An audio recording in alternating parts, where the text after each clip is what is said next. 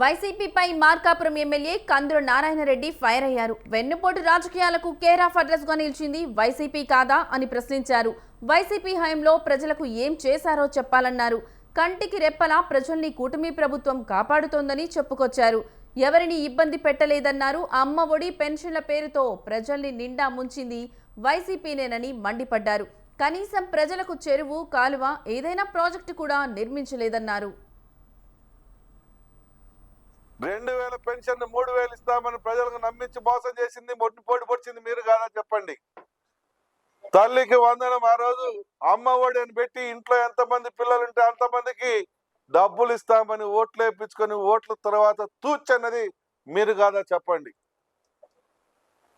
మమ్మల్ని వెన్నుపోటు రాజకీయాలంటారా? ప్రజలకు వెన్నుపోట్లు పడిచినామంటారా? ఒక్క రోడ్డు చూపియండి, ఒక గుంత చూపియండి, ఒక ప్రాజెక్టు చూపియండి, ఒక కాలువ చూపియండి, ఒక డ్యాము చూపియండి, లేదా ఒక పెద్ద ఇండస్ట్రీ చూపియండి. ఏమి కట్టారు, ఏమి చేశారు, ఏమి వచ్చినాయి ఈ ప్రాంతానికి, ఏం చేసుకొని ఏం చేసినామని మీరు మళ్ళా ప్రజలు లేకపోయారు. మీరు ఈ ప్రజలకు చెప్పాలి. మేము చెప్తాం, ఇక్కడ ప్రజల్ని కంటికి రెప్పలా కాపాడుతున్నాం. ఎక్కడ ఈ 2 సంవత్సరాలు ఒక తప్పుడు కేసు పెట్టలేదు, ఒక ఎకరా దుమ్మి చేయలేదు, ఒక ఇల్లు కబ్జా చేయలేదు, ఒక పొలం రెడ్ మార్క్ లో పెట్టించలేదు, ఒకరిని ఇబ్బంది పెట్టలేదు. మీ చరిత్ర తిప్పితే ఈ రోజుటికి కూడా మేము గడుగుతా ఉన్నాం. ఈ రోజుటికి కూడా